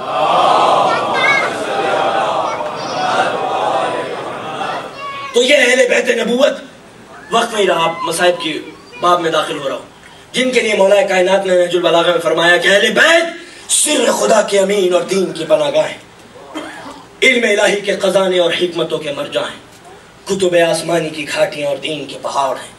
इन्हीं के सहारे अल्लाह ने अपनी दीन की पुश को सीधा किया और उसके पहलुओं से ज़ौफ़ की कपकपी को दूर कर दिया। किसी भी उम्मती को आले मोहम्मद पर कयास नहीं किया जा सकता, क्योंकि जिनके एहसानात इनके ऊपर जारी वो सारी रहे हों, वो इनकी बराबर कभी नहीं हो सकते। हर आगे जाने वाले को पलट कर इन्हीं की तरफ आना है और हर पीछे रह जाने वाले को आगे बढ़कर इनसे जा मिलना है। हक़ विलायत की खुसूसियात इन्हीं के साथ है, इन्हीं के लिए पैगम्बर की वसीयत और इन्हीं के लिए पैगम्बर की मिरास है। हलाल और हराम इनसे है, दुआ का आंग इनसे है, इबादतों का ढंग इनसे है। यही निजात का सफीना और उलूम रब्बानी का खजीना है। मस्जिदों में गूंजती हुई ये तकबीरें और महराबों से उठती हुई ला इलाह की सदाएं इन्हीं की मेहनत और कुर्बानियों के सदक़े में बाकी है। सलावत पढ़े मोहम्मद वाले।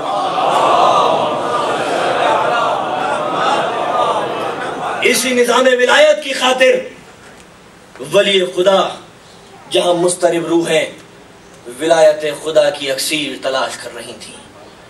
सिर्फ दोस्त ही नहीं गए इमाम के साथ, कुछ दुश्मन भी ऐसे थे जो सफ़ों से टूट कर दुश्मनों की इमाम की बारगाह में आ गए। इमाम ने मक्का छोड़ दिया, कूफे की जानिब रवाना हो गए।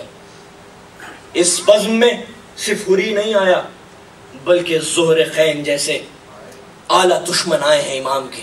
हुर ने तो इमाम के पीछे नमाज पढ़ी है, मगर ज़ोहर खैन इतना बड़ा दुश्मन था, इतनी नफरत करता था इमाम से कि उसने ये भी गवारा नहीं किया कि वो इमाम के पीछे नमाज पढ़ सके।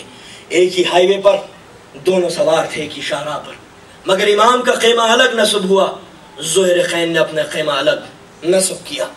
आपको मालूम है अरब मगरिब से पहले खाना खा लेते हैं। ज़ोहर खान का दस्तर सजा हुआ है, ज़ोहर खैन और उसकी बीवी बैठे हुए हैं। निवाला उठाया खाने वाला था, अचानक दर पर किसी के कदमों की चाप की आवाज़ सुनाई दी। ज़ोहर खैन ने निवाला रोक दिया। बीवी टिकटिकी बांधे हुए ज़ोहर खैन के चेहरे को देख रही थी। एक मर्तबा कहती है, ज़ुहैर, अगर इस्लामी तालीमात ने दम तोड़ दिया है तो अरब की तहजीब को क्या हो गया है? मेहमान दर पर है और तुम खामोश हो। ज़ुहैर कहता, मुझे कोई मतलब नहीं है, दो शहजादों की जंग है। वो कहती है, क्या कहा तुमने, दो शहजादे? कौन दो शहजादे? कहा हुसैन इब्ने अली और यजीद इब्ने माविया। एक मर्तबा उसको जलाल आ गया, गुस्सा आ गया, आंखें सुर्ख हो गई उसकी ज़ौजा की। मोमिना कहती है, ज़ुहैर तूने क्या कहा? दो शहजादों की जंग, एक तरफ फरजंद दिलबंद अर्जुमंद रिसालत और एक तरफ अबू सुफियान का पोता, एक तरफ हिंदा का लाल और दूसरी तरफ सैयदा ताहिरा ज़हरा का बेटा, एक तरफ नूर का ज़हूर और एक तरफ गिलाज़तों का गुबार, एक तरफ नर्जिस सवारा औरतों की औलादें और एक तरफ खातून जन्नत का बेटा। किसका मुकाबला किससे कर रहा है? ज़ुहैर। ज़ुहैर को गुस्सा गिरने वाला फेंकता है और खेमे के बाहर चला जाता है। बहुत देर हो गई, बहुत देर हो गई, आधी रात गुजर गई, ज़ुहैर नहीं आया। लेकिन अचानक ज़ुहैर आता है, दर पर आके कहता है, साहिब, हम तुमको तलाक देने के लिए आए। बीवी कहती, ज़ुहैर अंदर आओ, मुझसे बात करो, गुफ्तगू करो। अचानक तुम्हें क्या हो गया? तुम मुझे तलाक देने के लिए क्यों आए? ये बातें हो रही थी कि इसी असना में ज़ुहैर का एक दोस्त आ गया। कहता है, क्या हुआ? कहा, भाई मैं अपनी बीवी को तलाक देने के लिए आया हूँ। कहा, क्यों? ज़ुहैर खामोश हो गया। बीवी बोल पड़ी, मैं बताती हूँ कि ये मुझको तलाक देने के लिए क्यों आया है। ये इसलिए आया है क्योंकि ये चला इमाम हुसैन के साथ जान देने के लिए।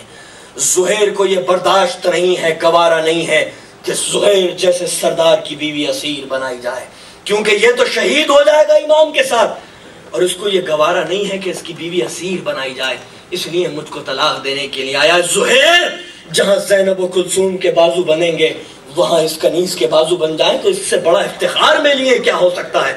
وہ دوست کہتا ہے زہیر تم تو ہمیشہ سے عثمانی رہے ہو، تمہیں آج کیا ہو گیا، آج حسین کے ساتھ جان دینے کے لیے کیوں آئے؟ کہا مجھے نہیں پتا، امام کا قاصد آیا تھا، میں چلا گیا، میں جانا نہیں چاہتا تھا، مگر نہ جانے کون سی ایسی طاقت تھی جس نے مجھے مجبور کر دیا کہ میں امام کی بارگاہ میں جاؤں۔ میرا سر جھکا ہوا تھا، میں نے زندگی میں کبھی امام کو نہیں دیکھا تھا، میں سلام بھی نہیں کرنا چاہتا تھا فرزند رسول کو، لیکن نہ جانے کون سی طاقت تھی جس نے مجبور کیا کہ میں اپنا سر اٹھاؤں۔ پہلی دفعہ امام کے چہرے کو دیکھا تھا، کیسی جلالت تھی، محسوس ہوتا تھا نور الہی کی کرنیں پھوٹ رہی ہیں وجہ اللہ سے۔ اچانک امام حسین کہتے ہیں زہیر یاد کرو کل جہاں میں کھڑا ہوں کل یہاں پر کوئی اور کھڑا تھا، جہاں میرا خیمہ ہے کل کسی اور کا خیمہ نصب تھا، جہاں سورج ڈوب رہا ہے کل ایسے ہی سورج ڈوب رہا تھا۔ زہیر تمہیں کچھ یاد آیا؟ زہیر کہتا نہیں مجھے کچھ یاد نہیں آیا۔ زہیر یاد کرو جہاں میں کھڑا ہوں کل کوئی اور کھڑا تھا، ایسے ہی سورج ڈوب رہا تھا، ایسے ہی جہاں میرا خیمہ ہے کل کسی اور کا خیمہ تھا۔ زہیر نے زور ڈالا ذہن پر، اور علامہ شیخ مفید رحمۃ اللہ علیہ کے جملے ہیں الارشاد کے کہ زہیر کہتا ہے ہاں مجھے کچھ یاد آ رہا ہے مولا، ہاں مجھے کچھ یاد آ رہا ہے۔ اچانک زہیر نے دیکھا مولا جہاں آپ کھڑے ہیں کل یہاں سلمان فارسی کھڑے تھے، ہاں ان کا ایسا خیمہ نصب تھا، اور ہاں جہاں سورج ڈوب رہا ہے وہیں ایسے سورج ڈوب رہا تھا۔ میرے قدموں میں ایران کی دولت تھی، میں نے بہت بڑی جنگ جیتی تھی، میں فخر کر رہا تھا کہ میں نے بہت بڑی جنگ جیتی ہے۔ سلمان فارسی نے کہا تھا زہیر بہت خوش ہو رہے ہو اس جنگ کی فتح پر؟ کہا ہاں سلمان میں نے بہت عظیم شان جنگ جیتی ہے، کتنا بڑا مال غنیمت ہاتھ لگا ہے۔ سلمان فارسی نے کہا تھا زہیر کل ایک اور جنگ ہوگی جس سے بڑی کوئی اور جنگ نہیں ہوگی، جس کا مال غنیمت کبھی ختم نہیں ہوگا، جس کے مال غنیمت میں زہرہ کی چادر ہوگی، سید سجاد کا مسلح ہوگا، علی اصغر کا جھولا ہوگا۔ زہیر ایک وقت وہ آئے گا جب کربلا کے بن میں یزید کا طاغوتی لشکر فرزند رسول کو گھیر لے گا، اپنی قسمت پر پھوڑ لینا، فرزند رسول کا ساتھ دینا۔ مولا مجھے سب یاد آ گیا، مولا میں جان دینے کے لیے تیار ہوں، لیکن سنو زہیر تمہاری شہادت ہوگی۔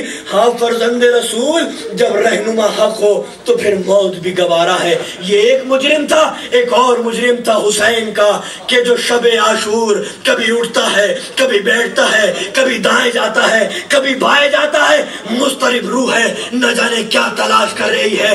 حر کے کانوں میں حسین کے چھوٹے چھوٹے بچوں کی الاتاش الاتاش الاتاش کی آوازیں آ رہی ہیں۔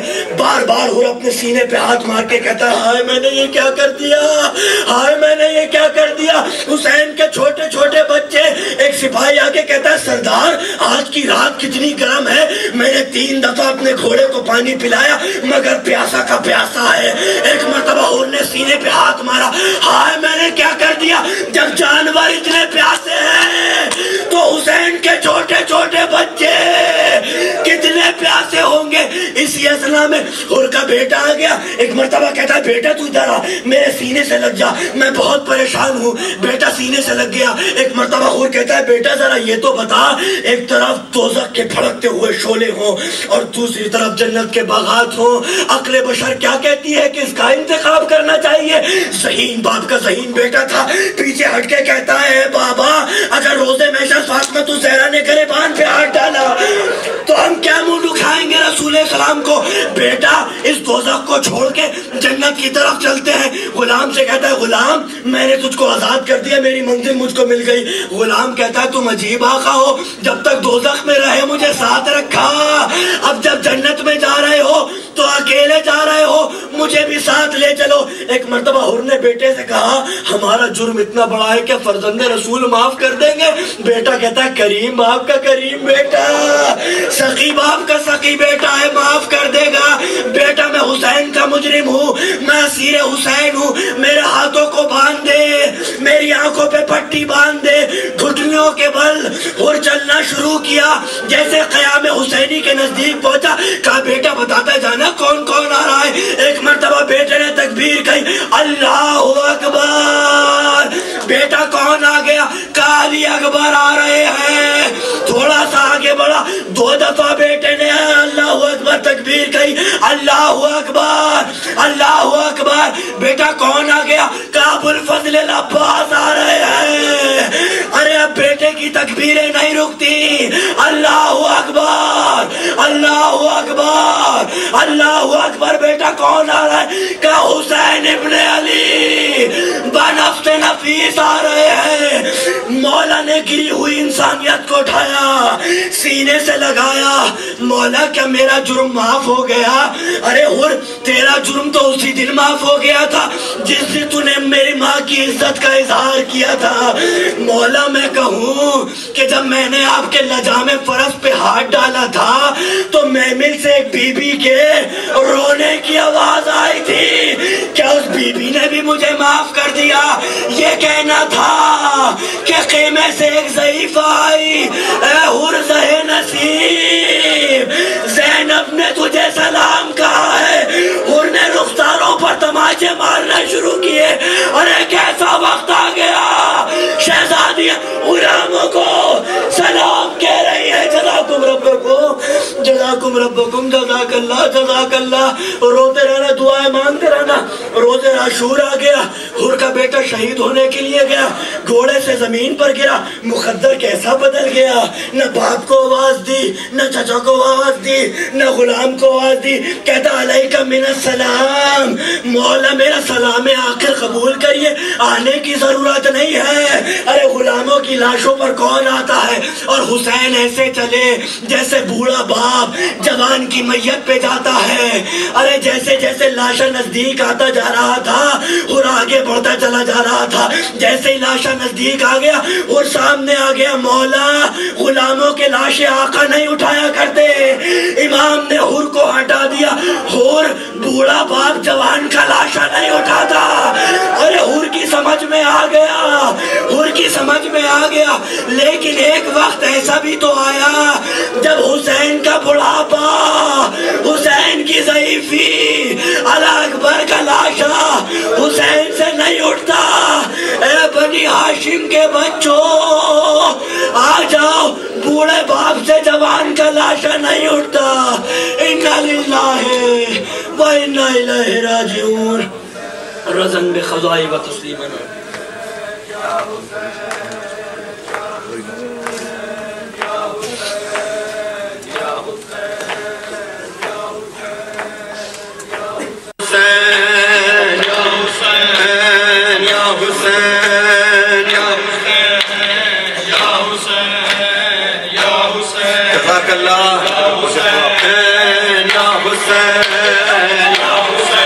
حسین یا حسین یا حسین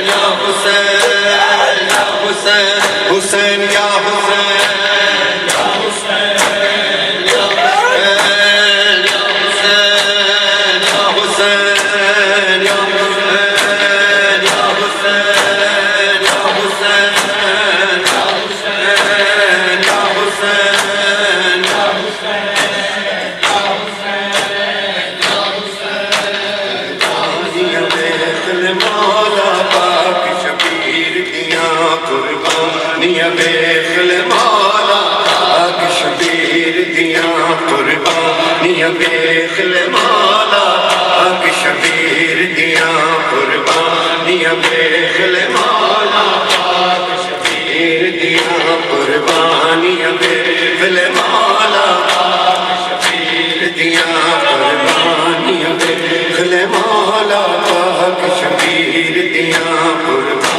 قربانیاں ویکھ لے مولا پاک شبیر دیاں قربانیاں ویکھ لے مولا پاک شبیر دیاں پردیس چ روڑ بھیڑا پردیس چ روڑ بھیڑا پہ تقصیر دیاں قربانیاں ویکھ لے مولا پاک شبیر قربانیاں ویکھ لے مولا پاک شبیر دیاں قربانیاں ویکھ لے مولا پاک شبیر دیاں قربانیاں ویکھ لے مولا پاک شبیر دیاں قربانیاں ویکھ لے مولا جزاک اللہ دیاں قربانیاں ویکھ لے مولا پاک شبیر دیاں قربانیاں ویکھ لے مولا پاک شبیر دیاں پردیس چ روڑ بھیڑا پردیس چ روڑ بھیڑا پردیس چ روڑ بھیڑا بے تقصیر دیاں قربانیاں ویکھ لے مولا پاک شبیر جزاک اللہ قربانیاں ویکھ لے مولا پاک شبیر دیاں قربانیاں ویکھ لے مولا پاک شبیر دیاں قربانیاں ویکھ لے مولا پاک شبیر دیاں قربانیاں ویکھ لے مولا پاک شبیر دیاں قربانیاں ویکھ لے مولا پاک شبیر دیاں قربانیاں ویکھ لے مولا پاک شبیر دیاں قربانیاں ویکھ لے مولا پاک شبیر دیاں قربانیاں ویکھ لے مولا پاک شبیر دیاں قربانیاں پورا مصرع سن کے پاک شبیر دیاں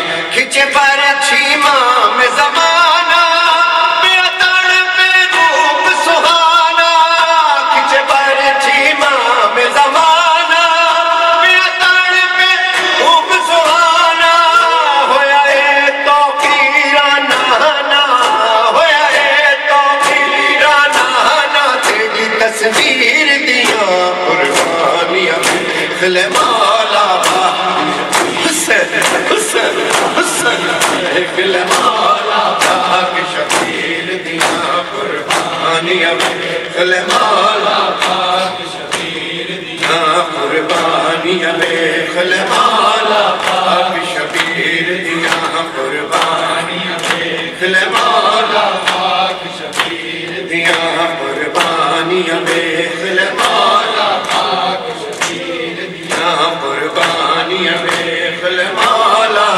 جزاک اللہ دیاں قربانیاں ویکھ لے مولا پاک شبیر دیاں قربانیاں ویکھ لے مولا پاک شبیر دیاں قربانیاں ویکھ لے مولا پاک شبیر دیاں قربانیاں ویکھ لے مولا پاک شبیر دیاں زہرا دیاں لٹیاں صدرا ہائے مسلمانہ بے قدرا دیاں لٹیاں صدرا ہائے مسلمانہ بے قدرا لائیا پاک سرا تو چدرا لائیا پاک سرا تو چدرا انج تطہیر دیاں قربانیاں ویکھ لے مولا حسین حسین حسین ویکھ لے مولا پاک شبیر دیاں قربانیاں ویکھ لے مولا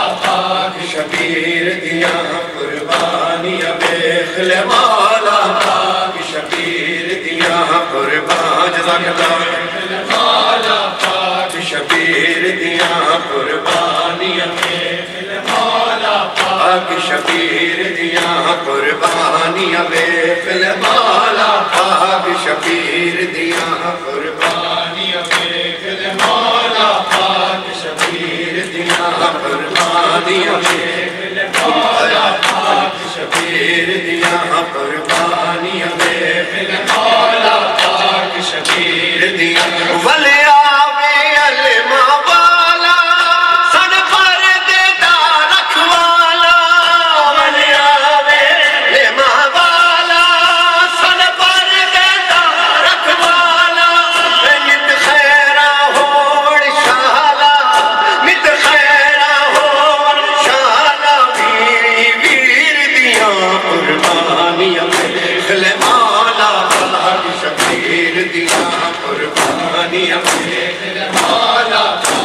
शबीर दिया कुर्बानियां मेरे मौला पाक शबीर दिया कुर्बानियां मेरे मौला पाक शबीर दिया कुर्बानियां मेरे मौला पाक शबीर दिया कुर्बानियां मेरे मौला पाक शबीर दिया कुर्बानियां मेरे मौला पाक शबीर दिया कुर्बानियां मेरे मौला पाक शबीर दिया कुर्बानियां मेरे मौला पाक शबीर दिया कुर्बानियां मेरे मौला पाक शबीर दिया कुर्बानियां मेरे मौला पाक असाना रोंदे असाना रोंदे गल मुकवैदी असाना रोंदे गल मुकवैदी इहा गाल जिगर नूं खा गई दरबार दी पेशी बीबी ज़ैनब दी साढ़े सारे आराम मुका गई खुले वाल ते बनिया बावा कूफे दी भेड़ियां रावा खुले वाल ते बनिया बावा कूफे दी भेड़ियां रावा बाजी वेख सदावा बाजी वेख सदावा भैण असीर दिया कुर्बानियां मेरे मौला पाक शबीर दिया कुर्बानियां मेरे मौला पाक शबीर दिया कुर्बानियां मेरे मौला पाक शबीर दिया कुर्बानियां मेरे मौला पाक शबीर दिया कुर्बानियां मेरे मौला पाक शबीर दिया कुर्बानियां मेरे मौला पाक शबीर दिया कुर्बानियां मेरे मौला पाक शबीर दिया मेरा बीमार ईमान मेरा बीमार इमाम मेरा बीमार इमाम मेरा बीमार इमाम मेरा बीमार इमाम मेरा बीमार इमाम मेरा बीमार इमाम वक्त सच्चा दिन कैसे वो गुजारा होगा वक्त सच्चा दिन कैसे वो गुजारा होगा नाम से नाका जो गैरों ने पुकारा होगा नाम से नाका जो जो आदमी हो कुछ नोहे अरबईन के हैं लेकिन फरमाइश है तो पढ़ रहा हूँ सजा दिन कैसे वो गुजारा होगा वक्त सजा दिन कैसे हाय हाय गुजारा होगा वक्त सजा दिन कैसे वो गुजारा होगा वक्त सजा दिन कैसे वो गुजारा होगा या रब्बी कोई मिल जाए ना पहचानने वाला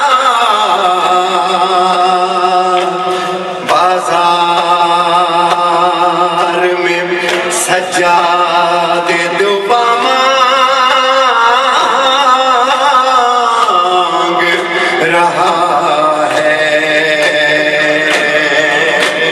नोके नेज़ा पे बहाने लगे आंसू मौला नोके नेज़ा पे बहाने लगे आंसू मौला फिर सकीना को किसी शख्स ने मारा होगा फिर सकीना को किसी शख्स ने ہمارا ہوگا وقت سجاد نے کیسے گزارا ہوگا وقت سجاد نے کیسے گزارا ہوگا وقت سجاد نے کیسے گزارا ہوگا وقت سجاد نے کیسے گزارا ہوگا وقت سجاد نے کیسے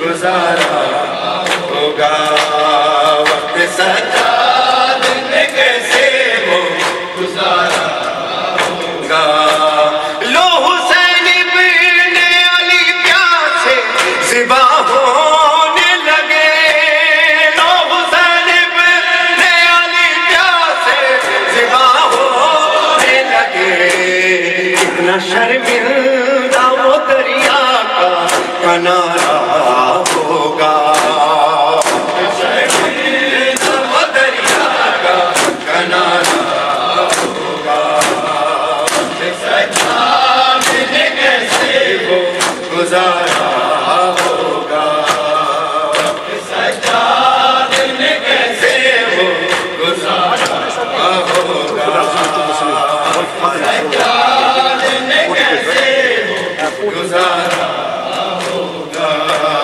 وقت سجاد نے کیسے وہ گزارا ہوگا سجاد نے کیسے وہ گزارا ہوگا وقت سجاد نے کیسے وہ گزارا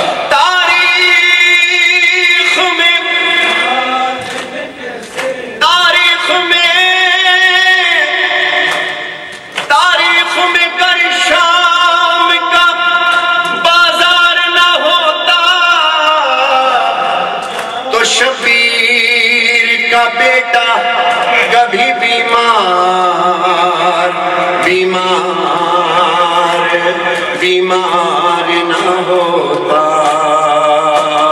وہ گرازین سے زینب کی ردا کا ضامن وہ گرازین سے زینب کی ردا کا ضامن کون اب زینب مظفر کا سہارا ہوگا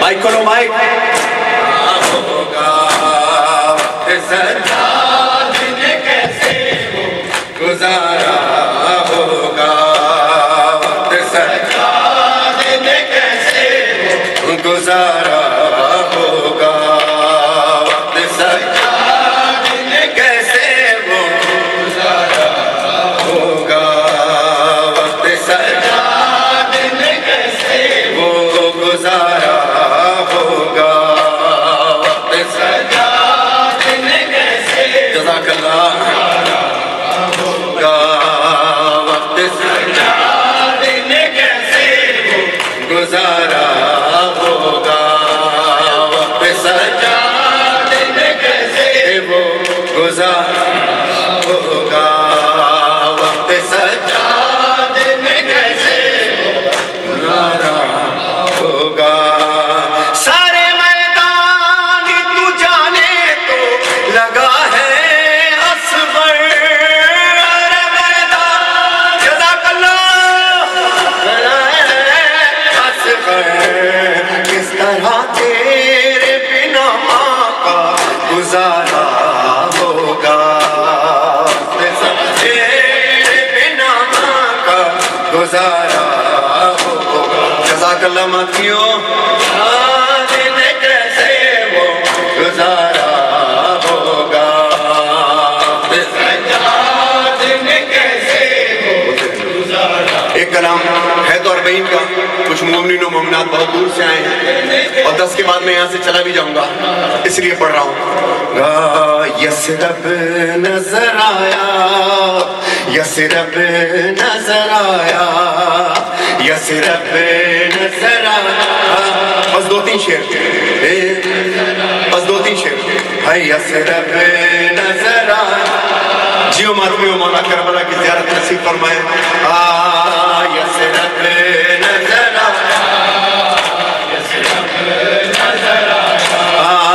कुलसूम ने महफिल के जो पर्दे को उठाया, यसरब नजर आया, यसरब नजर आया।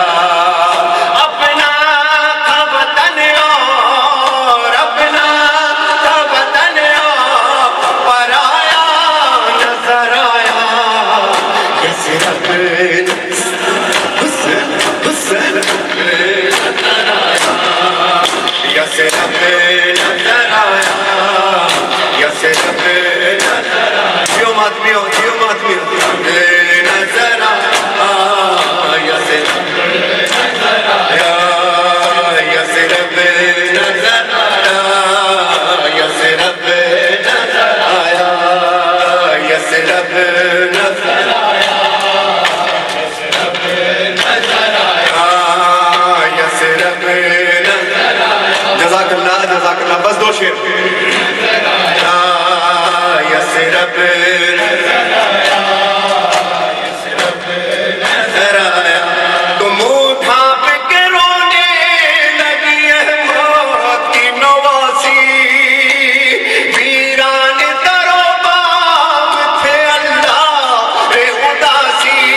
उजड़ा बनी हाशिम का, उजड़ा बनी हाशिम का, उजड़ा बनी यसरब नजर आया, यसरब नजर आया। अपना था वतन और पराया नजर आया, यसरब नजर आया। जियो मातमियों अल्लाह करे अशूर के रोज मौला के रोजे में इसी तरह मातम करें।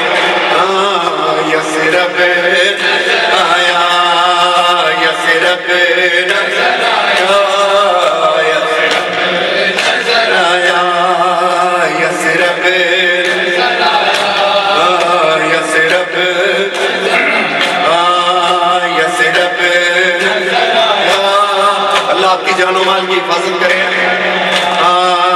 यसरब नजर आया, यसरब नजर आया।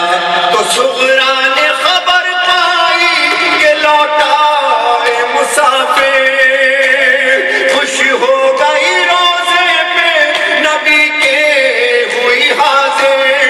क्या सोचा था सुगरा ने, क्या सोचा सुगरा ने, उसे क्या नजर आया, यसरब नजर आया, हुस्न नजर आया, यसरब नजर आया, यसरब नजर आया,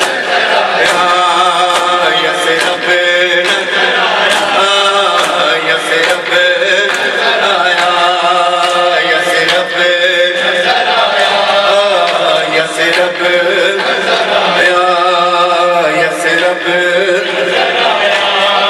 आखिरी बात नजर आया, यसरब नजर आया,